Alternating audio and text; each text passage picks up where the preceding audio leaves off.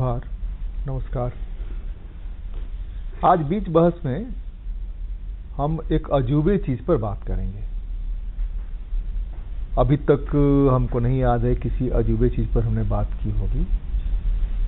हमारी मानव सभ्यता की जो शुरुआत होती है आदिम युग में, तो खाने के लिए, जानवरों से बचने के लिए, अपनी सुरक्षा के लिए, अपने घर की जरूरतों के लिए कुछ ऐसे मटेरियल की जरूरत पड़ी जिससे कि हम आगे बढ़ सकें, उनका सामना कर सकें, बहादुर भी बन सके, अपना बचाव भी कर सके, अपने खाने पीने, खेती करने से लेकर के बाकी सारी चीज़ों में उपयोग आ सके। बहुत सारी चीज़ें हैं जो आपको जहन में आ रहा होगा कि ये हो सकता है, वो हो सकता है, वो हो सकता है। लोहा की बात कर रहे हैं हम। अभी तो कोई उसकी कहानी जानना नहीं चाहता, न कहानी पर सवाल उठता है उसके मन में, इसलिए कि लोहा आसानी से अवेलेबल है। जिस भांति का चाहिए उस भांति का अवेलेबल है। ऑनलाइन अवेलेबल है, ऑफलाइन अवेलेबल है, जहां चाहिए खोज लीजिए। 1982 के आसपास, बल्कि यूं कहें कि जनता पार्टी की सरकार जब 77 में बनी थी, उस सरकार के बाद, सरकार बनने के बाद कुछ लोगों ने निर्णय लिया कि हम लोगों को काम करना चाहिए गांव में जाकर के। 74 आंदोलन के लोग थे और नानाजी देशमुख ने भी तय किया कि नहीं, हम जाकर के गांव में बसेंगे, कहीं कोई पोस्ट नहीं लेंगे, कहीं कुछ नहीं चाहिए, गांव में। और उनकी प्रेरणा से बहुत सारे लोग गांव की तरफ मुड़े। उसी में डॉक्टर महेश शर्मा, जो आज के दिन पद्मश्री की उपाधि से सम्मानित हैं, जो आज के दिन कुलाधिपति हैं, केवीआईसी के चेयरमैन रह चुके हैं, वह भी अपने 5 या 7 मित्रों की मंडली लेकर के सुदूर जंगल के इलाके में, बिशुनपुर के इलाके में आए, यह खोजने कि लोहा बनना कैसे शुरू हुआ। कहानी हम जानेंगे, यह जो देशज तकनीक है कैसे आई और कैसे हम टेक्नोलॉजी के इस मुकाम तक पहुंचे। पहले हम अपने मेहमानों से परिचय करा देते हैं आपका। हमारे साथ हैं डॉक्टर महेश शर्मा, जो कुलाधिपति हैं महात्मा गांधी विश्वविद्यालय मोतिहारी चंपारण के। स्वागत है आपका, नमस्कार। हमारे साथ हैं सुधराम बिरजिया जी, और इनका पूरा परिवार लोहा बनाता रहा है, लोहे का पत्थर ले आता है, लोहे के पत्थर से लोहा बनाता रहा है। कैसे, ये अगले एपिसोड में कभी हम दिखाएंगे, फिल्म के माध्यम से, मूवी के माध्यम से। अभी तो उनसे पूछेंगे कैसे ये लोग काम करते थे, कैसे इनके बाप दादा काम करते थे। हमारे साथ हैं रामवृक्ष लोहरा जी, जो लोहा बनने के बाद की प्रक्रिया में जो मटेरियल्स होता है वो बनाते हैं या बनाते थे। अब तो वो भी लगभग बहुत सारा चीज़ खरीद ही लेते हैं, फिर भी गांव में अभी भी लोहार और लोहरा की जरूरत है। हल्का फाल हो या नहरनी बनाना हो या छोटी मोटी चीज़ों के लिए ये लोग अपना काम कर रहे हैं, बल्कि रोजगार का एक साधन भी है। आप सबका स्वागत है, सबको जोहार, सबको नमस्कार। महेश जी, आप ही से आरंभ करता हूँ जी। कैसे आपने सोचा, कहाँ देहरादून, कहाँ दिल्ली, और वहाँ से यहाँ आकर के इस तकनीक की खोज करने की क्यों जरूरत पड़ी? अपने जड़ों की तलाश में आए आप, या ऐसे ही लगा कि चलो रोमांच होगा, गांव में जंगल में जाते हैं तो कुछ देखें, क्या था? मधुकर जी, धन्यवाद। आपने एक मेजर इशू की ओर सबका ध्यान खींचा है जी। मेरे लिए तो 2 तरह का चैलेंज था जी। मैं बनारस हिंदू यूनिवर्सिटी से पढ़ा, आईआईटी में पढ़ रहा था, अखिल भारतीय विद्यार्थी परिषद का जनरल सेक्रेटरी था, जेपी मूवमेंट में भी था जी। मेरे सामने और कई तरह के संभावनाएं थी। एक तो हमको ये लगा कि देश के पूर्वी हिस्से में, खासकर ये जो झारखंड का क्षेत्र है, तब तो झारखंड का नाम भी नहीं था, बिहार, उड़ीसा, बंगाल, इसमें इतने रिसोर्सेज हैं, फिर भी वहाँ के लोग छोटे छोटे कामों के लिए पंजाब, हरियाणा, दिल्ली की ओर भागते हैं। ये जो डायकोटोमी थी प्लानिंग की, टेक्नोलॉजी प्लानिंग की, ये हमारे जैसे लोगों को थोड़ा सा वो क्या करती थी। इसमें हमको रास्ता मिला जब हमारे गांधीवादी विचारक धर्मपाल रहे हैं। धर्मपाल जी ने बहुत सारा काम किया, लेकिन एक खास काम ये किया कि उन्होंने अंग्रेजों के आने के समय ब्रिटिश इंटरवेंशन के समय हमारे यहाँ साइंस टेक्नोलॉजी का क्या फॉर्मेट था, क्या रूप था जी, डिफरेंट फील्ड्स में। और देखिए, एक बात पे तो मैं भी और शायद आप भी, हम लोग अंग्रेजों की आलोचना कर सकते हैं कि उन्होंने देश को गुलामी के उसमें बांधा। एक खूबी भी थी, खूबी ये थी कि ब्रिटिश एडमिनिस्ट्रेशन में जोग्राफर्स का, एडमिनिस्ट्रेटर्स का एक बहुत ही अच्छा रिकॉर्ड बनाने और वो सारा कुछ, जिन्होंने अद्भुत डॉक्यूमेंटेशन किया। धर्मपाल जी की विशेषता ये रही कि उन्होंने लंदन में जाके और इंडिया आर्काइव्स में जाके उन्होंने वो रिपोर्ट्स को देखा जो यहाँ के ब्रिटिश एडमिनिस्ट्रेशन के ऑफिसर्स अपनी सरकार को भेजते थे। देखिए, कुछ चीज़ें तो गैजेटियर्स वगैरह में मिल जाती हैं, एंथ्रोपोलॉजी वाले कुछ छोटी मोटी बातें बता देते हैं, लेकिन ब्रिटिश एडमिनिस्ट्रेशन के लोगों ने जो देखा, जो ऑब्जर्व किया, और उनकी ऑब्जर्वेशंस बहुत शार्प थी, उसको धर्मपाल जी ने डॉक्यूमेंट किया। धर्मपाल जी का नाम शायद कुछ लोगों के लिए नया होगा। वो जेपी के साथ काम किए थे, गांधी के साथ भी काम किए थे, जेल भी गए थे, और एक बहुत अच्छे एकेडमिशियन थे। और उन्होंने आईआईटी दिल्ली की हमारी वर्कशॉप में जिक्र किया कि घर के पिछवाड़े में लोहा बनता था। अब बैकयार्ड फर्नेसेस ये हमने इधर उधर तो सुना था, लेकिन हमारे देश में भी था। ये पहली बार उनके मुंह से सुना। फिर थोड़ा हम लोगों ने लिटरेचर में गए, डॉक्यूमेंटेशन को देखा, और तब उत्सुकता पैदा हुई। लेकिन बात दिल्ली में बैठ के आगे नहीं बढ़ सकते।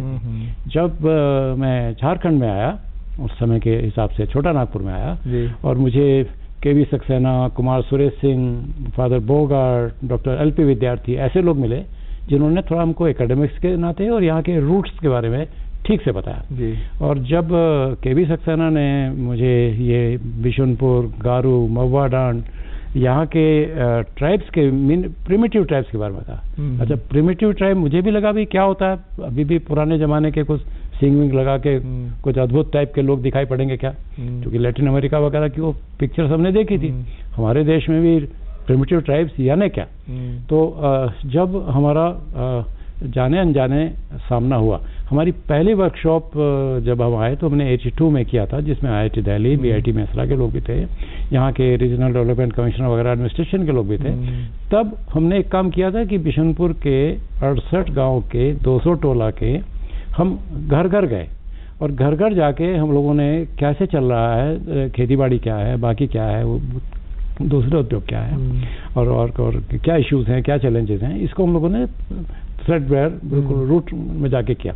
उसमें हमारे एक साथी हरेंद्र कुमार बिहार पटना के एक जाने माने सोशल वर्कर हैं, पॉलिटिकल वर्कर भी हैं। हरेंद्र कुमार ने लौट के बताया कि मैं महतो असुर को मिला, महतो असुर की भट्टी देखी, उस भट्टी में वो लोहा गलाया करते थे। मेरे लिए तो बहुत थ्रिलिंग था कि मुझे सूत्र मिल गया। और बाद में एक बार बिशुनपुर के बाजार में जब मुझे नगू बाबा मिले, वो दिन था कि उसके बाद फिर उन्होंने भी मुझे नहीं छोड़ा, मैंने भी नहीं छोड़ा। नगू बाबा की आंखों में अजीब सी गहरी लाली सी थी। मुझे लगा कि शायद दारू वारू पी के आए होंगे, ट्राइब्स में चलता है हमारे यहाँ कॉमन है, बाजार में तो पी लेते हैं। तो उसने बताया कि उसने बचपन में बाप दादा के साथ लोहा भट्टी पर काम किया। मुझे तो खजाना सा मिल गया। और फिर मैंने बाबा को समझाया, प्रेरित किया। बड़े थे मुझसे, मैं उनके सामने बहुत छोटा था, लेकिन मैं उनको ये समझा पाया कि आपकी जो जाति की पहचान है, असुर की, बिरजिया की, ये लोहरा और तरह तरह की भट्टियां, ये और वो, मैंने कहा आपके बात तो ठप हो जाएगा सब, आपके बात तो बच्चों को पता भी नहीं होगा।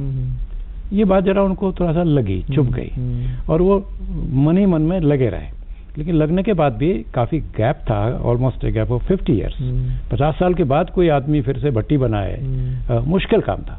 लेकिन नगू बाबा ने उस चैलेंज को महसूस किया, और मुझे एडवांटेज था कि मैं यहाँ नेशनल मेट्रोलॉजिकल लैब के लोगों को जानता था, सेल R&D में जानता था, स्टील अथॉरिटी वाले हों चाहे कोई टाटा स्टील्स हों, थोड़ा मेरी बैकग्राउंड थी। और मैंने बीएचयू और इंजीनियरिंग दोनों बैकग्राउंड होने की वजह से भी मुझे एडवांटेज हुआ। बीएचयू का मेट्रोलॉजी डिपार्टमेंट बहुत अच्छा है, IIT बॉम्बे का बहुत अच्छा है। मैं सबको जोड़ के और मैं सबको बुला के, और मैंने नगू बाबा के पहाड़ पे चढ़ा दिया सबको, 1000 फीट 2000 फीट से ज़्यादा ही था, और सब चढ़े।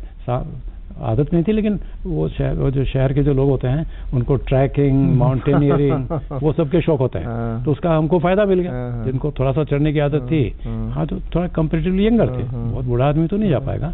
मैं कल गया तो मुझे दिक्कत हुई, क्योंकि मेरी उम्र अब पहले वाली नहीं है, एडवांस हुई, मुझे दिक्कत हुई। चलिए, उम्र लौट रही है आपकी, हम आते हैं थोड़ा सा सुधराम बिरजियारी की तरफ। आप सुधराम जी क्या देखे अभी तक, मैंने आपको क्या दिमाग में है जो आपने देखा था?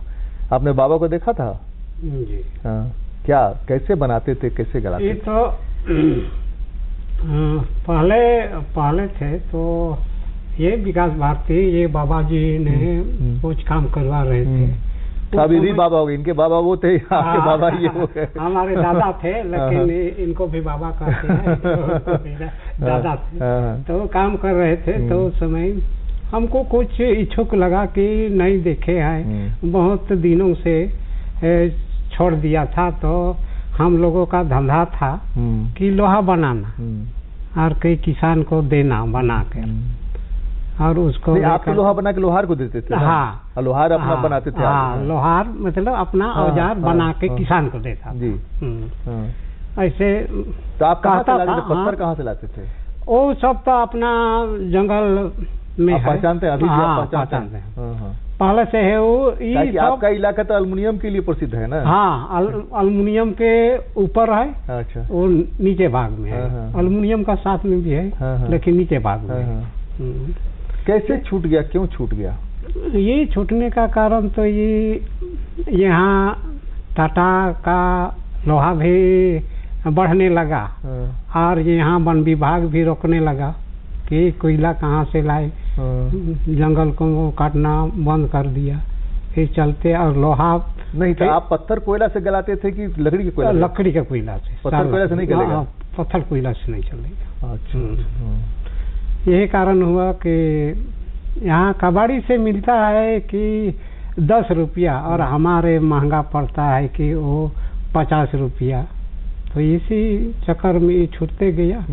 और खासियत ये अपना लोहा में है कि कभी जंग नहीं लगता है। हम भी करीब ये हमारे दादा का समय में, जबकि खेत में जोते जोते एक फाल मतलब कि हेरा गया था, उस समय का 50 साल के बाद उसको खोजे, उसका ज्यों के त्यों जंग नहीं लगा था। इसमें और हमको खासियत विश्वास आया कि सही में जंग नहीं लगता है। नहीं, आप दिल्ली के बारे में कुछ बताते थे, कौन ये है बड़ा सा पाइप कि आज तक उसमें जंग नहीं लगा, उस पर अनुसंधान चल ही रहा है अभी। जो कुतुब मीनार वाले स्थान पर जो लोहे की लाट है, वो तो काफी रिकॉर्ड्स में है, सभी लोग जानते हैं उसको। लेकिन उसके अलावा भी ये जो कोणार्क का मंदिर है, इसमें उस समय के लोहे का इस्तेमाल हुआ है, और भी जगह जगह हुआ है। इनफैक्ट हम लोग तो दुनिया में सबसे आगे थे, और हमारा लोहा के बाद मैं जिक्र करूंगा इस्पात का, स्टील के अलग अलग क्वालिटीज। देखिए, अभी किसी को लग सकता है कि ये जमाना बदल गया है, और अब तो आर्टिफिशियल इंटेलिजेंस की बात हो रही है, और एआई की, और टेक्नोलॉजी बहुत आगे बढ़ गई है। लोग कहेंगे ये पुराना कहानी कहाँ से हम ले आए। पुराना कहानी हम इसलिए लाए हैं कि उस प्रोसेस की कुछ खासियत थी। एक तो ये जो ओर का पत्थर का जिक्र किया इन्होंने, वो हमने तो जांच किया ना, वो लो ग्रेड ओर थी। उस ओर में स्टील अथॉरिटी और टाटास को कोई इंटरेस्ट नहीं था। उसमें से भी निकाल लेना, और निकालना ही नहीं, जहाँ इंटरेस्ट है वहाँ तो है ही है उनका माइंड, और उसको एक बहुत हाई क्वालिटी स्टील ले जाना। बिल्कुल बिल्कुल। ये इनकी खूबी थी। ये वो आजकल हम इंपोर्ट कर रहे हैं, ये स्टील और ये सेल वाले और दूसरे वाले नहीं बना पा रहे हैं, हमको इंपोर्ट करना पड़ता है वो उसका। इसलिए अभी भी उसका रेलिवेंस है। ये कोई पुराने जमाने की कहानी आप लेके बैठ गए हैं, ऐसा मैं नहीं कहूँगा। ये आज भी रेलिवेंट है, आगे भी रेलिवेंट है, और इस पे आगे काम होना चाहिए। रिलेवेंसी पर हम बात करते हैं, थोड़ा सा राम बिरक जी से बात करते हैं। राम बिरक जी, आपने जो देखा कि कैसे ये बना है, लोहा बना करके आपको दे दिए, तो आपके बाबा दादा जो है वो कैसे बनाते थे उसको? पहले ऐसे असुर बिरजिया लोग का लोहा गाड़ते थे ना, तो वहाँ पहले कुछ पूरा सफाई नहीं करता था। हम लोग ला के ज्यादा सफाई करके उसको का भेवट आए के उसको गला करके मैंने उसको वहां से लाते थे फिर गलाते थे आप? हाँ। अच्छा। उसको पूरा कचरा उसका निकाल देते हैं, मिट्टी निकाल देते हैं, तब जाकर अच्छा लोहा बना देंगे, स्टील बन जाएगा ना। और कोई केमिकल नहीं लगाते हैं हम लोग। जैसे दुकान भट्ठी है हम लोग का है धुकने वाला, उसे गला करके हम लोग कोई भी औजार बना सकते हैं। टांगी बनाते हैं, फार बनाते हैं, फंभाला बनवा, त्रिशूल शुद्ध लोहा होता है ना, इसलिए शुद्ध लोहा। आप जो बनाते हैं अब उसका बाजार है, लोग खरीदता है, मांग है उसका? हम लोग का रेट इस लोहा ने कुछ पैसा हम लोग का ज्यादा पड़ता है और महंगा पड़ता है, और वो बाजार वाला लोहा से सस्ता पड़ता है, इसलिए किसान लोग नहीं लेने चाहते हैं। अब ये लोहा मिलता है क्या कहीं पर? नहीं, हम लोग बनाते हैं, लोहा बनाते हैं खुद, तो मिलता है। और अपने बनाते हैं? हाँ। कितना का अंतर पड़ता है? डबल का अंतर पड़ता है? दिन से अगर बनाते हैं 8-10 किलो। नहीं, कितना का अंतर पड़ता है? दाम में कितना का अंतर? ढेर सारा अंतर पड़ता है। बहुत अंतर पड़ता है। बहुत अंतर। आपको 40 रुपया किलो तक रेडीमेड लोहा मिल जाएगा टट्टा वाला, और वो हम लोग का कम से कम 100 रुपया 150 रुपया वो मिलेगा। तो उसका दाम और कम करने का कोई उपाय नहीं है कि 150 रुपये से घट करके 50 रुपये? कोई हम लोग का साथ में मशीन रहता। अच्छा। तो उसमें कम बेसी होता है, जो कोयला ज्यादा खाता है। रामवृक्ष लोहा अपनी बात तो ठीक बता रहे हैं, लेकिन उसमें गैप ये है कि ये जो स्टील है, ये जो लोहा है, ये स्पेशल पर्पस स्टील है। ये रूटीन के कामों के लिए नहीं है। छोटे मोटे काम के लिए बना ले, बाकी लोग ले ले, बचा कुचा ले ले। अभी भी ज्यादा लोहार यही करते हैं, सेकंड ग्रेड कबाड़ी से लेके आते हैं। ये तो स्पेशल पर्पस स्टील है। आप कल्पना कीजिए ना, अब हम कब तक कहानी सुनेंगे कि कुतुब मीनार अभी तक रस्ट नहीं हुआ है? अरे हमारा लोहा है, यहाँ दूर क्यों जाते हैं? झारखंड में बैठे हुए हैं, टांगीनाथ का त्रिशूल मतलब खंडित होने के बाद भी उसकी भुजाएं अभी तक ठीक ठाक है। कुछ नीचे कितना है उसका पता नहीं है। मैं तो थोड़ा बैगा से बात करके थोड़ा जांच के लिए मैंने जमशेदपुर वालों को दिया, एनएमएल को दिया, लेकिन एनएम वाले इतने, मुझे कड़ी बात नहीं बोलना चाहिए, लेकिन था केयरलेस से। उन्होंने उसका जो स्ट्रक्चर वगैरह जो एनालिसिस उनके लेवल का था, हम यहाँ नहीं कर सकते। बिशनपुर में हमारे पास बहुत लिमिटेड फैसिलिटी थी, इसलिए हमको स्टील अथॉरिटी की जरूरत थी, हमको इसलिए एनएमएल की जरूरत थी, इसलिए हमको आईआईटी बॉम्बे और बीएचयू की जरूरत थी। हमने उनको रोपिन भी किया। उसमें आगे काम की जरूरत है। हम थोड़ा बहुत कर पाए हैं अभी मिनिस्ट्री। उसकी रिलेवेंसी क्या है आज के दिन में, जब हमारे पास ढेर सारे लोहा उपलब्ध हैं, वैरायटी का लोहा उपलब्ध है, तो उसकी रिलेवेंसी क्या है? रेलिवेंस ये है कि एक तो अपनी बातों को, अरे भाई बच्चा कितना भी आगे बढ़ जाए, माँ बाप तो रेलिवेंट रहेगा कि नहीं? बिल्कुल। हमारा जो पीढ़ी दर पीढ़ी हमारा अपना ज्ञान है, अगर हम उसको फॉलो करें। अब ये देखिए, मुझे जैसी भट्टी में ये 1300 डिग्री टेम्परेचर ले लेते हैं, जैसी भट्टी में स्लैग को सेपरेट करते हैं और फिर स्पंज से, रोट आयरन से steel of different range and quality. मैंने एक बार बाबा से कहा, मैंने कहा बाबा सुनते हैं कि शिवाजी की जो तलवार थी और महाराणा प्रताप का जो भाला था, उसकी लचक और उसकी टफनेस और डक्टिलिटी, मतलब कड़ा भी था, मजबूत भी था और उसमें वो भी था, धार भी थी और लचक भी थी। अब धार लचक वाला जरा ही बना के दिखाया मुझे टाटा वाले, बना के दिखा दे भी। टफनेस और डक्टिलिटी का कॉम्बिनेशन और उस ढंग की उसकी केमिकल प्रॉपर्टीज, और केमिकल हो जाता है उसका जो हीट ट्रीटमेंट था इनका। बाबा ने बोला बाबू ऐसे नहीं बनेगा। मुझे, मैं दिल्ली से आ रहा था, मालिक बोल देता था नगु बाबा मुझे। तो उसमें समझने लायक बहुत सारी बातें हैं। स्टील अथॉरिटी के लोगों को हमने बुलाया था, उनके सामने हिट से नहीं। एक तो आपने रिलेवेंसी उसकी बताई कि हम अपने जड़ को जाने, दूसरे उपयोग की दृष्टि से अगर देखें तो उपयोग की दृष्टि से आज क्या रिलेवेंसी है? देखिए, मुझे एक बार बताया था हमारे बीएचयू के लोगों ने कि ये जो मिश्र धातु निगम, एलोस्टॉल के लोगों ने, इन्होंने इंटरनेशनल टेंडर किया था। जिस क्वालिटी के लिए किया था वो क्वालिटी हमारे पास थी जी, वो क्वालिटी नॉर्मल अवेलेबल नहीं थे। और यहाँ रांची के एक एंटरप्रेन्योर ने हटिया इंसुलर एरिया में, उसने हमको अप्रोच किया कि हमको ये वाला आप कितने क्विंटल दे सकते हैं। अच्छा। अब हमारी दिक्कत थी, वो तो हमसे क्विंटल्स मांग रहे हैं, जरूरत है इसका मतलब, ऐसा कुछ पार्ट्स उनको बनाने थे, उसी क्वालिटी का बनाने थे। लेकिन जो कहा इन्होंने, और बहुत जेन्युइन है, फॉरेस्ट डिपार्टमेंट के हिसाब से तो ये फॉरेस्ट को नुकसान कर रहा है। देखिए ये लोग ज़्यादा अच्छा बताएंगे। हमारे यहाँ तो कहावत ये है बिशनपुर एरिया में, मैं तो ज़रा बाहर का काम अधिक करने लगा हूँ। कहावत ये है कि असुर के बिरजिया के काटने से सखुआ नहीं मरता, काटने से मरता नहीं है, फिर हो जाता है, हाँ। और तुरी के काटने से बांस नहीं मरता। ये लोग ऐसे टाइम पर इस ढंग से करते हैं कि उसको कंजर्व भी करते हैं। ये कोई फॉरेस्ट डिपार्टमेंट है क्या कि ठेका करके लूट लिया? फॉरेस्ट डिपार्टमेंट तो लूटने का काम ज्यादा कर रहा है। आई एम सॉरी टू से, तो मेरा अपना पर्सनल एक्सपीरियंस भी यही है। तो ये जो टेक्नोलॉजी है, जो टेक्नोलॉजी थी, आज के टेक्नोलॉजी से उसको जोड़ करके कैसे जिंदा रखा जा सकता है, क्या उपाय हो सकता है? देखिए ये काम सेल R&D का है, ये काम NML का है, ये हमारे मेटलर्जी डिपार्टमेंट्स का है। ये या मैं भी उतना कॉम्पिटेंट नहीं हूँ, मेरी बैकग्राउंड तो मैकेनिकल की है। मेटलर्जी को मैं थोड़ा बहुत समझता हूँ, उतना नहीं समझता हूँ, क्योंकि थोड़ा बहुत हमने हल्का फुल्का काम किया था क्यूपोला वगैरह पर। लेकिन ये तो हमारे लिए आँख खोलने वाला था। मतलब ऐसा रिफ्रैक्टिव मटेरियल वहीं से जुटा के उसमें 1300 डिग्री का टेम्परेचर लेना, कोई जरा करके दिखाए। होगी मेरी BHU की IIT की पढ़ाई, मैं तो नहीं कर सकता।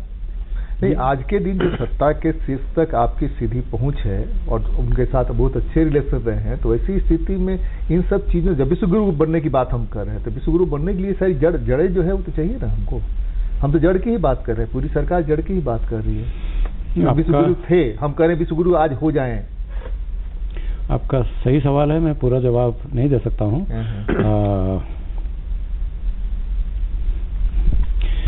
लेकिन अभी मेरी बात हुई है दिल्ली में कहीं, और शायद जो एजुकेशनल टेक्नोलॉजी में लोग काम कर रहे हैं, टेक्निकल इंस्टीट्यूशंस का जो पूरे भारत का चेयरमैन है, मेरी बात हुई है प्रोफेसर अनिल सहस्त्रबुद्धे से। हो सकता है कि नेक्स्ट ट्रिप में मैं यहाँ आपसे उनकी बात करा पाऊँ। वो आएंगे, हमारे यहाँ तो आएंगे, आपका स्वागत है जिससे हम आएंगे, क्योंकि हमको वहाँ हमने कल शाम को ऐसा तय किया कि वहीं पहाड़ में फिर से 2 भट्टियाँ रेगुलर चलाएंगे। देखिए इसमें ऑप्टिमाइज करने के लिए, लाइन पे लाने के लिए इनको समय लगता है। ये ऐसा नहीं है कि घड़ी को मरम्मत करना। स्टील बनाना है, हाई क्वालिटी की स्टील बनाना है, स्पेशल बनाना है, अपने ढंग से बनाना है, लो ग्रेड और से बना लेना है। तो इनको भी अपनी चीजों को इवॉल्व करने के लिए, सामने लाने के लिए इनको भी थोड़ा टाइम चाहिए। तो मैं इनको बोल के आया हूँ कि 2 भट्टी जल्दी चालू करो, फिर देखेंगे उसमें कुछ, देखते हैं सपोर्ट कहाँ से आएगी। सुधराम जी, ये जो जलावन है आपका, तो वो क्या क्या जलावन, सिर्फ सखुआ का इस्तेमाल होता है या और किसी लकड़ी का भी इस्तेमाल होता है जलावन के, जो लोहा बनाने का जो काम करते हैं? यो जलावन उसके लिए तो ज्यादा करके सखुए का होता है। अच्छा, दूसरा कोई और पेड़ नहीं गिरा सकते? दूसरा का कमजोर हो जाता है और उसका ज्यादा ताप भी नहीं दे पाता है।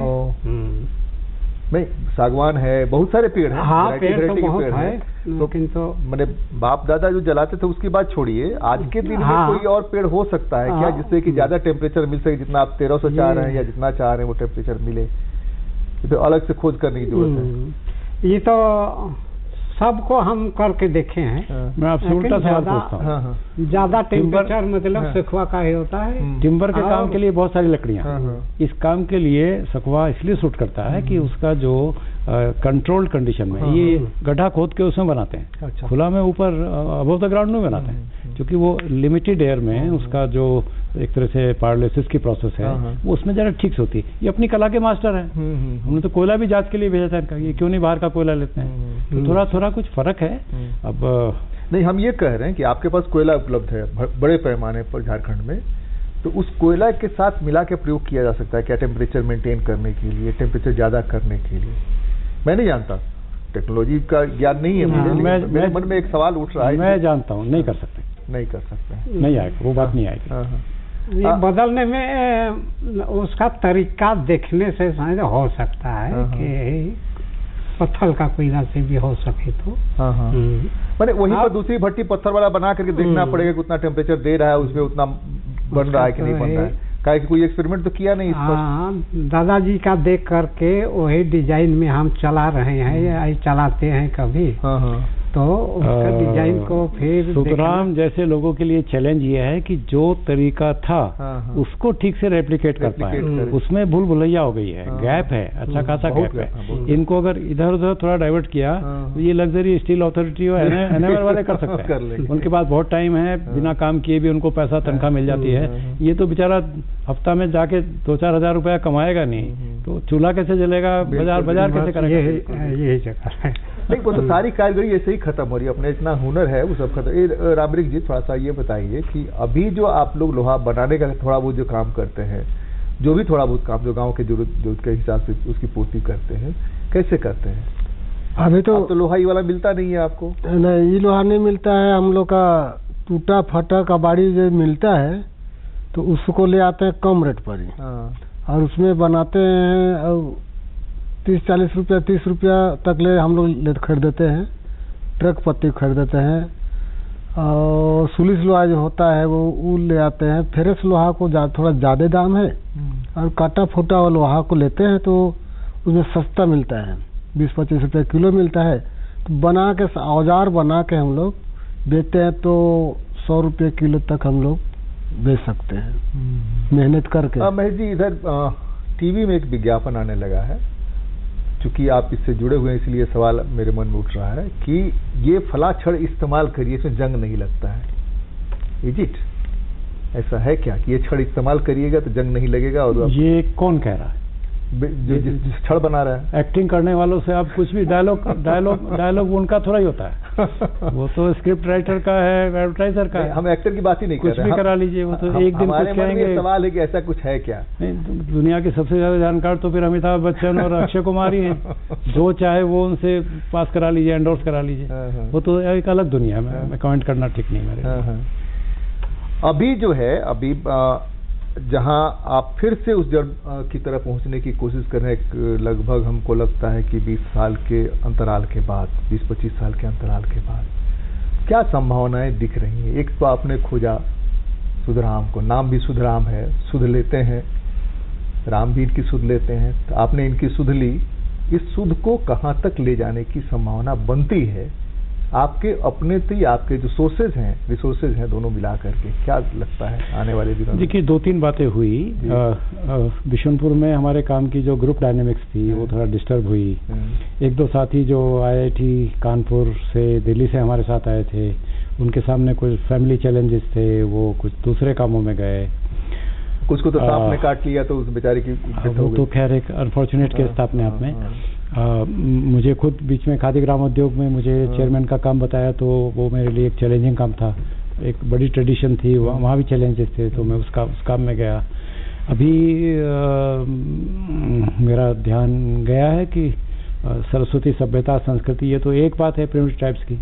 हमारे यहाँ सरस्वती सभ्यता संस्कृति, अभी तो हम लोग 6-7 हजार के बाद जाके रुक जाते हैं। हमको लगता है कि ये महाभारत के पहले रामायण और उसके पहले कुछ था ही नहीं, डार्क एज डिक्लेयर कर देते हैं। जबकि उस समय अच्छा खासा हमारे वेदोपनिषदों की रचनाएं हुई हैं। करीब 10,000 साल का तो नॉन एज हिस्ट्री है, उसके पहले का भी है। तो मैं आजकल सरस्वती सभ्यता संस्कृति, वो मेरा एक विषय बन गया है। उसमें इश्यूज कई तरह के हैं, थोड़ा मैं उसको समझने में, लेकिन मुझे जब दिल्ली के लोगों ने कुछ क्यूरियोसिटी बताई, एक अच्छे साइंटिस्ट ने बताई, वो इंडियन इंस्टीट्यूट ऑफ साइंस के पुराने मित्र हैं, तब मैंने कहा मैं देखता हूँ। और मैं गया तो ये लोग पुराने सब जान पहचान के थे, तो इसलिए मुझे कोई ज़्यादा समझाना नहीं पड़ा। ये तो विश्वास भी करते हैं, मतलब हम कुछ गलत बात भी बोल देंगे तब भी कहेंगे ठीक है बाबा, जो बता रहे हो करेंगे। लेकिन मुझे इनकी बात भी सुननी पड़ती है, इसलिए मैं जाके इनको बुला के बात नहीं किया, मैं इनके ठिया पे गया, मैं इनके घर गया। हाँ, सुधराम जी, एक चीज बताइए कि हम लोग बचपन में कहानियां सुनते थे अपने बाप दादा के बारे में, पूर्वजों के बारे में, वैसा किया वैसा किया। तो आप लोगों के घर में बच्चों को सुलाने समय या बैठे हुए गप कर रहे हैं तो बच्चों के मन में उत्सुकता होती है, कभी ये सवाल उठता है, पूछते हैं कि हम लोग क्या करते थे? आप लोग बताते हैं कि देखो बाबू ऐसे करते थे, अभी गपशप में चलता है? हाँ, वैसा तो कहीं बैठते हैं तो ये सब बोलते बात करते ही सवाल निकलता है। तो बच्चा पूछता नहीं है काहे छोड़ दिए, क्या हुआ? हाँ, ये सब होता है, लेकिन ये तो जो हम काम कर रहे थे उस समय देखा है, और मेरा दादा के साथ में भी काम करते उस समय देखा है सब लोग। तो इतना मेहनत लगता है कि जब 12 घंटा में 2-3 kg अब लोहा मिलता है 2 आदमी में, बराबर लगातार चलाता है, 4-6 घंटा 8 घंटा का भी लग जाता है। तो उसमें मेहनत, उतना मेहनत में उसकी कीमत कितनी होगी बाजार में? बाजार में तो क्या बताइए रामलिंग जी? उसका कीमत नहीं मिल पाता है सर, इसलिए छोड़ दिए हम लोग। नहीं, उसको समझ रहे हैं, हम कह रहे हैं कि उसकी कीमत बाजार में आज के दिन क्या होगी? आज का दिन में अगर जो समझदार है आदमी तो वो लोग लेते हैं। समझदार कोई नहीं है, समझदार को छोड़िए, समझदार अब इधर से ले आ रहे हैं कि सवाल आएगा। पहले आप बताइए कि जो लोग के बीच आपका बिकता है वो लोग क्या रेट मांगेंगे? वो लोग तो कहते हैं कि हमको कम रेट में दीजिए बोलते हैं, तो हम लोग पड़ता है तो जो खूब कबाड़ी वाला पड़ता है ही नहीं पड़ता? नहीं पड़ता है सर, शुद्ध लोहा हक का जो पहले वाला आदमी जो समझदार है बूढ़ा लोग वो यही लोग लेते हैं। इसमें बरकत है बोलते हैं, हल चलाने में बरकत है, और टांगी उंगी बनाते हैं कुल्हाड़ी बड़ा वाला तो अच्छा चलता है वो। मुझे रामवृक्ष की मदद करनी चाहिए। क्या है कि हमारे यहाँ जो स्टील इंडस्ट्री खड़ी हुई है, टाटास की पहली फर्नेस इम्पोर्टेड फर्नेस थी, बाहर से आई थी। यहाँ की फर्नेसेस को अपग्रेड नहीं किया गया, उन पर काम नहीं किया गया। ब्रिटेन की जो आयरन स्टील इंडस्ट्री उसकी रूट्स डिफरेंट है, वहाँ सुधराम जैसे लोग वही इंजीनियर बने। अच्छा, ये इधर से पढ़े लिखे जो इधर उधर से डिग्री लेके आगे वो नहीं बने। इनके बीच में से इंडस्ट्री खड़ी हुई है, इनके बीच में से एंटरप्रेन्योर खड़े हुए हैं। हमारे एंटरप्रेन्योर के नाम पर तो बस खाली पारसी मारवाड़ी और इधर उधर के लोग आगे, इनके बीच में से एंटरप्रेन्योर खड़ा कहाँ होने दिया? इनको अंग्रेजों ने भी रोका, हमारा फॉरेस्ट डिपार्टमेंट आज भी रोक रहा है। पॉलिसी डिसीजन नहीं लेना पड़ेगा कि समाज के सब तबकों को अच्छा मौका मिले, बराबर मौका मिले, और ये कौन सी खास चीज बना, इनको मौका दोगे तो इनकी भी फर्नेस बड़ी हो सकती है, इनकी भी प्रोडक्टिविटी बढ़ सकती है। कोई काम तो करे। अब जिनको मोटी मोटी तनख्वाहें मिल रही हैं वो तो अपना आराम से मदद करेंगे खाली कॉर्पोरेट सेक्टर की। सवाल है वो भी तो खड़े हो कि इनके साथ आके मदद करेंगे। गवर्नमेंट को भी पॉलिसी डिसीजन लेना पड़ेगा, और हमारे जो साइंटिस्ट हैं, टेक्नोलॉजी वाले लोग हैं, जो हमारी बिरादरी है, अब मैं देखता हूँ कि अगले महीने एक बार वो देखें, समझे, फिर क्या रेस्पॉन्स आता है। दुनिया के इस देश में इस देशज टेक्नोलॉजी को आज भी जिंदा रखने की कोशिश की गई है, और वो भी चल रहा है। कोई देश है जहाँ की उसको जिंदा रखने की अभी भी कोशिश चल रही है कि इसको रखें विरासत के रूप में, ताकि बच्चे आए देखें? मेरी जानकारी है कि जापान में, ब्राजील में उन्होंने एक लाइन रखी है जिसमें वो चारकोल वाली फर्नेसेस से ऑपरेट कर रहे हैं। Of course I have not been there. मुझे डॉक्टर मुरलीधर जोशी ने कहा कि कुमायूं में लोहा घाट वाला एरिया है, मैं लोहा घाट भी गया, लेकिन वो सब धीरे धीरे छूट गया। लोगों का काम करते थे लोग, वो मेटल्स में भी काम करते थे। देश में कई हैं, इनके यहाँ कुछ महीने काम चलेगा, तो मुझे कोई डाउट नहीं है कि 1-2 नहीं 100 लोग खड़े हो जाएंगे। मेरे 100 लोग जो खड़े होंगे उनके द्वारा बनाया गया माल खरीदेगा कौन? परचेजर कौन होगा, और क्या बनाएगा उसके? ये सवाल है ना। ये बनाएंगे अपने यहाँ। जो देखिएगा कि जो न्यूनतम मजदूरी का वो आया, मनरेगा आया, तो उसकी वजह से कारीगर जातियां जितनी हैं लगभग A to Z, बुनकर से लेके सारे लोग अपना अपना काम छोड़ने लगे, इसलिए कि जो वो बुनकरी करते थे उसमें जो पैसा मिलता था। और हमारे एंटरप्रेन्योर दुनिया में जाके बड़ा काम कर रहे हैं। कोई अडानी अंबानी जरा यहाँ भी ध्यान देते थोड़ा सा, तो हमारे पास भी कोई डिस्क्रिप्शन खड़े हो जाएंगे। कोई बड़ा एंटरप्रेन्योर तो सामने आए, सरकार का कोई तो विभाग इसको ओन करे कि इसको हम कुछ साल परस्यू करेंगे। दूसरे को खड़ा होने में भी टाइम लगता है, इनको भी खड़ा होने में टाइम लगेगा, थोड़ा उस पर अधिक ध्यान देना चाहिए। मुझे उम्मीद है कि बनेगा, मतलब अपने लीडरशिप पर भी भरोसा है, और हमारे साइंस टेक्नोलॉजी में जो लोग लगे हैं उन पर भी भरोसा है। हो सकता है कि आपके देखते देखते अगली बार हम कहें कि थिंग्स आर मूविंग। हाँ, हो सकता है, चीजें चल पड़ी हैं। जैसे कि इसी बीच में आप देखिएगा कि गेनरा जो पुराने कपड़ों से बनता था, इस समय इसलिए कपड़े की कमी होती थी, उसका बाजार एक बड़ा बाजार खड़ा हुआ है, और लोग ड्राइंग रूम में रख करके बताते हैं कहाँ से खरीदे और कितने में खरीदा। हम कह रहे हैं कि उसी हिसाब से इसको बढ़ाने का कोई रास्ता निकल सकता है। ये एक तरीका हो सकता है कि लोग सजा के ही रखें, बताए कि जैसे कि बहुत सारी मूर्तियां अब जाते हैं वहाँ जुनाहा फॉल में, जुनाहा फॉल से जो लकड़ी, कच्चा लकड़ी का छील के कुछ बनाते रहता है, उसको ला करके टांग देते हैं घर में, हम जुनाहा से लेकर के आए हैं, हम यहाँ से लेकर के आए हैं, उसी ढंग से, ताकि इनको मार्केट पे मिले। बाजार तो चाहिए ना, इनको रेट नहीं मिलेगा, दिक्कत क्यों कारीगर के भूखे पेट तो कारीगरी करेगा कोई नहीं। हमको लीडरशिप पर ये तो भरोसा है कि वो विश्व गुरु बनने की बात कर रहे हैं, दुनिया में आगे बढ़ने की बात कर रहे हैं, सबकी बात कर रहे हैं, तो उनको उम्मीद है कि शायद आने वाले दिनों में इनका भी भाग्य खुलेगा और हमारे कोई प्राइम मिनिस्टर, हमारे कोई प्रेसिडेंट, अभी तो हम तो भाग्यशाली हैं कि देश का राष्ट्रपति एक दलित मतलब आदिवासी महिला है। अब उम्मीद क्यों नहीं करनी चाहिए? नहीं, अभी देखिए जैसे कि प्रिमिटिव अगर नहीं होते तो इनको रोटी का भी मुश्किल हो जाता, चावल का भी मुश्किल हो जाता, नहीं मिलता। अभी तो मिल रहा है इनको प्रिमिटिव होने के नाते, इसलिए इनकी जिंदगी चल रही, तो पूरा का पूरा खत्म हो जाता। देखिए इन लोगों का अपना एक सिस्टम है, ये लोग अपने हिसाब से कुछ ना कुछ पैदा कर लेते हैं, ये कोई राशन के भरोसे नहीं रहते हैं, ये तो थोड़ा कुछ अपना पैदा कर लेते हैं, कुछ नहीं है तो आप जाएंगे तो ये आपको मजदूरी करके, महुआ का सीजन चल रहा है, महुआ की बढ़िया नई प्रिपरेशन आपको दिखा देंगे। ये है काफी इनोवेशन। अभी क्या एंगेजमेंट क्या है आपका, आप क्या करते हैं? अभी तो लोहारी तो नहीं कर, लोहा गलाने का काम तो नहीं कर रहे हैं, तो बाकी क्या कर रहे हैं? आजकल यही है, कुछ खेतीबाड़ी है। हाँ, खेतीबाड़ी कुछ बहुत है, 1-2 एकड़ में। ये सब खेती का समय आता है तो खेती करते हैं। तो आपके यहाँ पानी है, सिंचाई की व्यवस्था है, पानी मिल जाता है? सिंचाई, हाँ, सिंचाई के जगह पर है, लेकिन तो वो अपना नदी का करता है, वो बिजली पाइप से नहीं चलता है। अपना नदी का सामने है, नदी चढ़ता है, उस जगह खेती होता है अच्छा से, नहीं चढ़ता है तो आसमान की भरोसा। बाकी जो काम करते हैं मजदूरी कितनी मिलती है? पहली बार इनके गांव गया तो मुझे मेरी गाड़ी इनके घर के नजदीक पहुंच गई। पहले मैं 2 घंटा में चढ़ के जाता था और मेरी भी कंस्ट्रेंट्स हैं, इस बार तो गाड़ी नजदीक, और इन्होंने खुद बनाया रास्ता। कोई मनरेगा कोई किसी ने नहीं बनाया, गांव के लोगों ने खुद रास्ते को ऐसा बना दिया कि मोटरसाइकिल चल सकती है, कोई मजबूत गाड़ी है चल सकती है, एम्बुलेंस वगैरह जा सकती है, इतना इन्होंने बनाया। आप लोगों ने एक हाट से तो पानी उतारा था ना नीचे में, पार्ट से, ऊपर वाले पार्ट से एक नदी से आप लोगों ने पानी नीचे उतारा था, जिससे 3-4 तालाब बनाया था, उसी सिंचाई का काम होता था, याद है? ये तो इनका गांव में आया फिर का, या कहाँ से ऊपर से? हाँ, धरधरी से आता है पानी, लेकिन पूरा उसमें सिंचाई का काम होता है, पानी सुझा देते हैं, बांध के थोड़ा सा अटका देते हैं और खेती उसमें। अभी दिन भर में कितना कमा लेते हैं आप?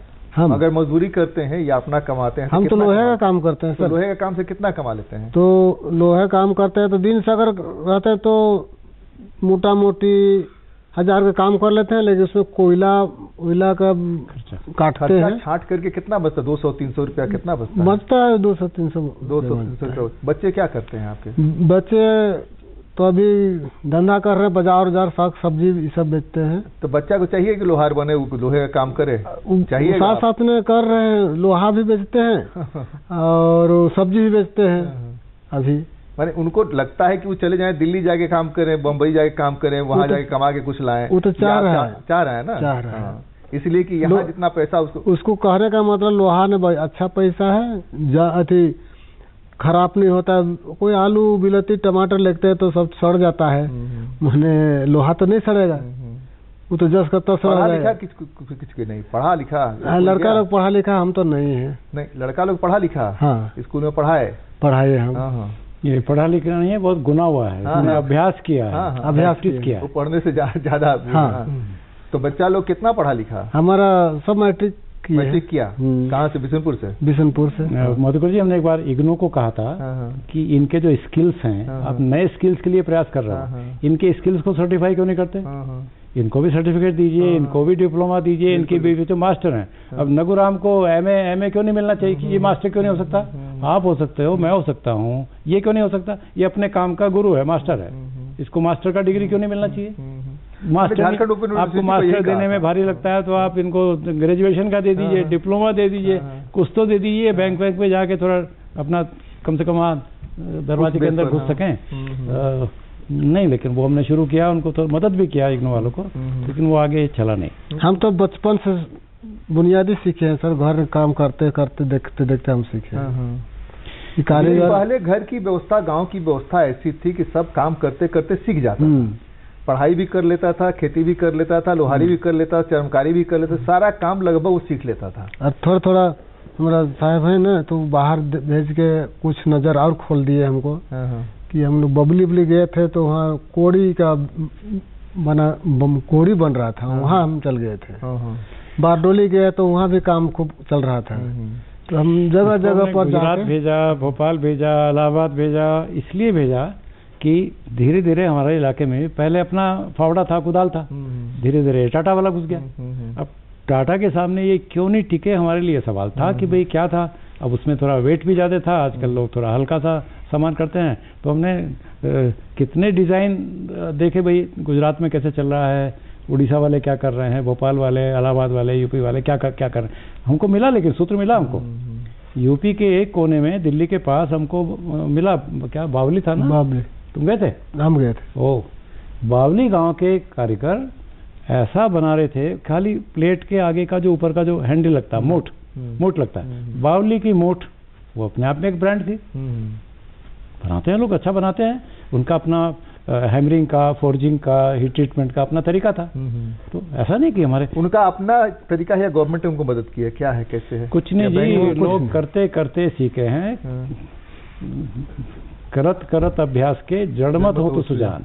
ये खाली यही थोड़ा ही आप ग्रेजुएशन और पीजी का दोगे।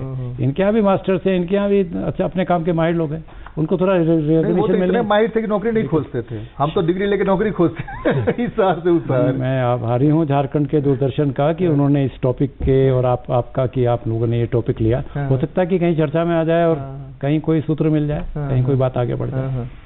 ये थोड़ा सा और बताइए रामवृक्ष जी अपने बारे में कि अगर आज के दिन में आपको अपना काम बढ़ाने के लिए कहा जाता, अब क्या चाहिए, क्या सरकार से, बैंक से, समाज से क्या उम्मीद करते हैं? कुछ हम लोग का है उम्मीद कि आगे बच्चा लोग हो गया, कुछ बाजार कुछ बढ़ाएंगे, कुछ लोन टोन लेकर के बनाएंगे सोचते हैं, लेकिन हम लोग को लोनों ज्यादा नहीं मिलता है। आपने बैंक में कभी कोशिश की कि बैंक से आपको कुछ लोन मिले किसी चीज के लिए? इससे तो हम लोन बैंक तक नहीं पहुँचे, नहीं पहुँचे। हमेशा डर लगा कि जाएंगे तो वापस लोन का नाम से हम ज्यादा नहीं करते हैं। बिल्कुल बिल्कुल बिल्कुल। लोन में सूद ब्याज ज्यादा बढ़ता है, इसलिए करके नहीं जाते हैं। देखिए पूरी दुनिया में लोन से ही सारा काम चल रहा है। हम जिस दुनिया के आदमी हैं उसमें लोन लेने में डर लगता था, हम लोग भी अभी तक डरते हैं, बच्चे हमारे नहीं डरते हैं। तो हम ये कह रहे हैं कि अब तो लोन है जिससे कि सहायता से, पैसा आपका है, पैसा किसी और का नहीं है बैंक में जनता का पैसा है जो जमा किया है, वही आपको मिल रहा है। तो उसकी मदद से आप कुछ चीजें खड़ी कर सकते हैं, बात कर सकते हैं। जो लोग आपके जानने पहचानने वाले लोग हैं बैंक को कह सकते हैं, बैंक से मदद करा सकते हैं। हम ये वाला काम करने जा रहे हैं, इसमें हमारी आमदनी ये होगी, इससे हम चुका देंगे।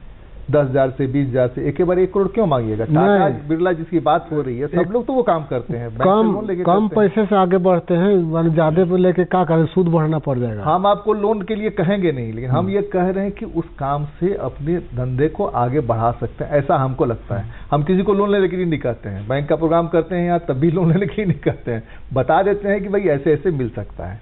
तो आपको अगर लगे कि हाँ कुछ हो सकता है सपोर्ट के रूप में, उस सपोर्ट से आप खड़े हो सकते हैं। कभी कभी होता है ना कि आदमी का पैर टूट जाता है तो लाठी रखता है। हम आपके उस सरका पहाड़ पर जब चढ़ रहे थे तो हमारे साथ, नाम मैं भूल रहा हूँ कौन उराव, पांचू उराव थे, पांचू उराव और हम थे। तो बोले देखिए सुबह सुबह दिसंबर का महीना था कि आप चढ़िएगा तब चलिए हमारे साथ, बीच में से हम नहीं लौटने देंगे। और एकदम भयंकर ठंड में जब हम 3 जगह रुक गए तो लाठी काट काट के दिए और गए, बोले कि 2 ठो आंवला खाइए और पानी पीजिए, देखिए आपको लगेगा कुछ नहीं हुआ है। 2 ठो आंवला खाए, पानी पिए, सचमुच लगे कुछ नहीं हुआ है। तो वो है।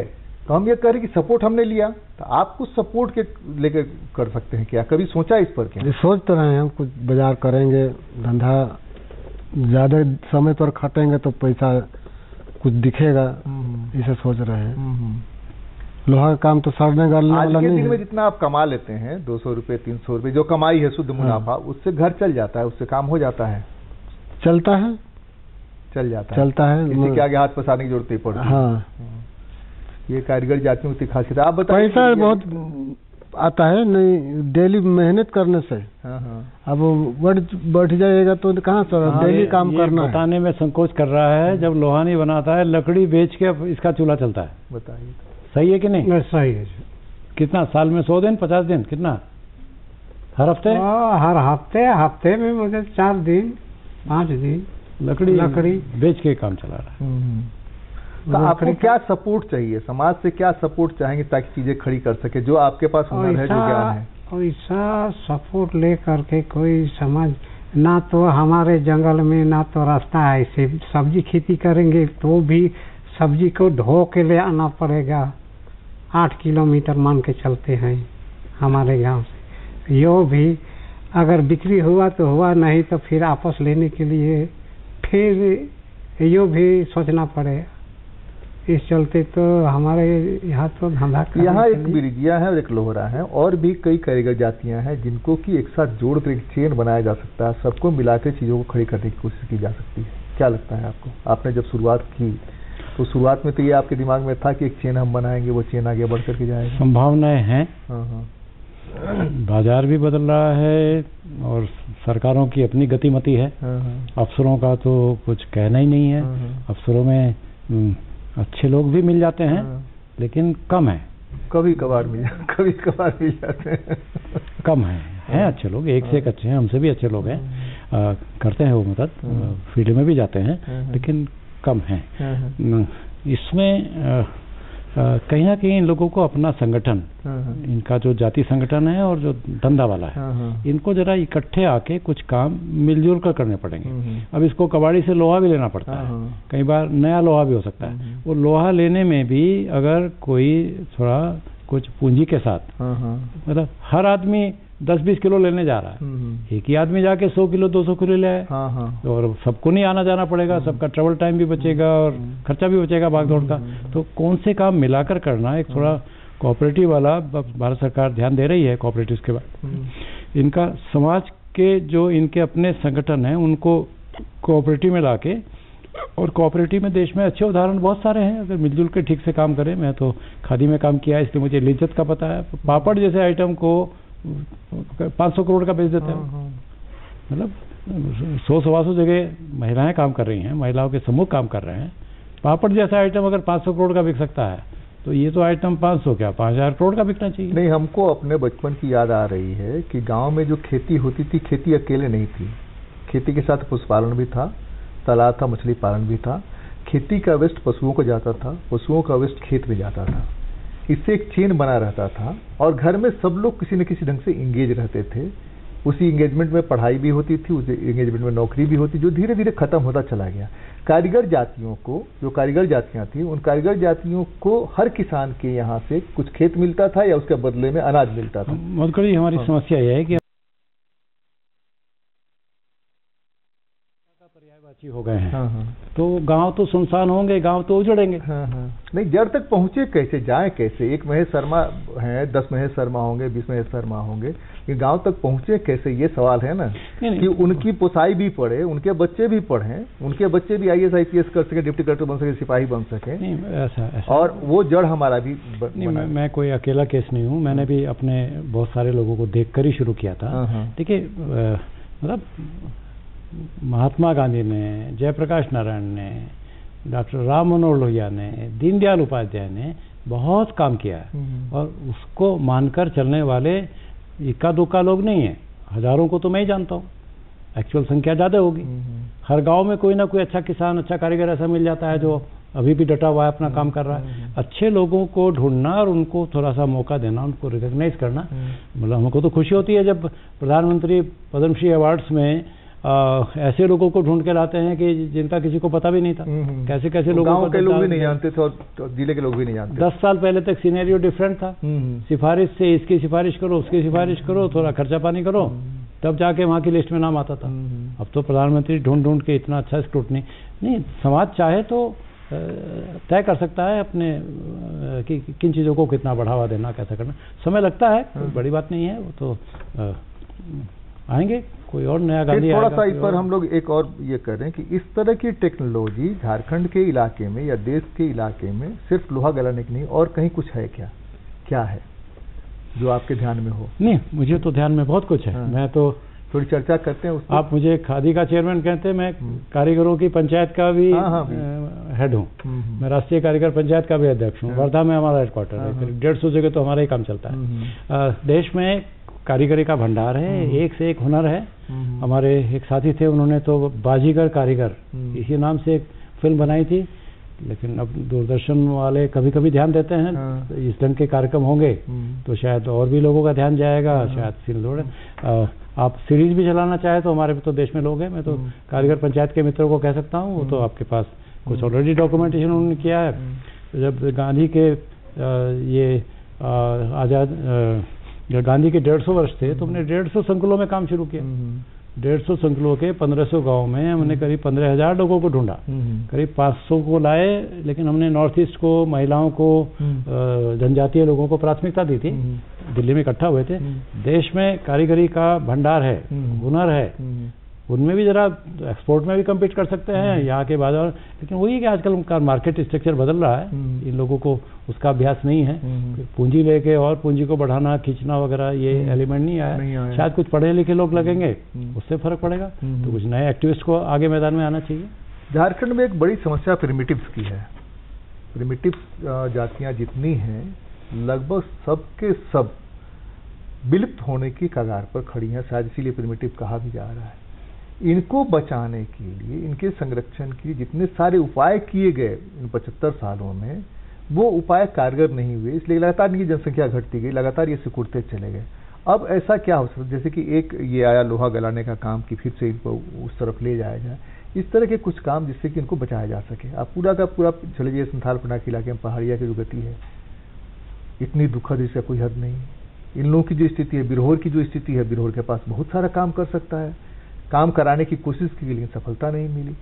वो क्या कर सकता है ये देखे बगैर कि हम क्या करा सकते हैं, इसमें चले गए, ये संकट हो गया। कैसे क्या रास्ता हो सकता है? नहीं, मैं तो सुझाव दे सकता हूँ, आग्रह कर सकता हूँ कि झारखंड सरकार कौन सी पार्टी की है वो अलग हमको फर्क नहीं पड़ता है, जिस पार्टी की भी हो, वो जरा इन चीजों पर अधिक ध्यान दे। ट्राइबल रिसर्च हो रहा है, वो आइडेंटिफाई किए। एक बार फिर से केबी सक्सेना को बुलाकर पूछा जाए, अभी भी वो हैं, फिर कुछ साल बाद नहीं मिलेंगे। अमरजीत सिन्हा जैसे लोग हैं, ऐसे लोग हैं हमारे अफसरों में, चाहे तो काम कर सकते हैं। सरकार को अपनी प्राथमिकता तय करनी पड़ेगी। जैसे अपने यहाँ है ना, रेशम भरपूर है, रेशम भरपूर है, लेकिन रेशम के कारीगर खत्म हो रहे हैं, खोजने से नहीं मिलते हैं, इसलिए उनको पोसाई नहीं पड़ा, जो मजदूरी मिलती है उसे पोसाई नहीं पड़ा, फिर मॉडल के लिए कहीं पर खड़ा कर दे। क्या रास्ता हो सकता है कि इस तरह के लोगों को? नहीं, आपने एकदम थोड़ा सा नया विषय, थोड़ा सा डाइवर्शन किया है। थोड़ा जोड़ना जरूरी है। नहीं, मैं भी उतना अभी तुरंत सोच के नहीं आया हूँ, मुझे भी थोड़ा होमवर्क करना पड़ता है। ठीक है, मैं एकदम तुरंत भाषण शुरू कर दूं, मेरे लिए संभव नहीं है। अपने यहाँ झारखंड पर अगर फोकस करें, देश में तो है ही कि हम विश्वगुरु थे, विश्वगुरु होने का दावा कर रहे हैं, विश्वगुरु होने की तरफ बढ़ रहे हैं। हर कोई अपने अपने हिसाब से टाइम बता रहा है कि यह कट ऑफ लाइन होगा।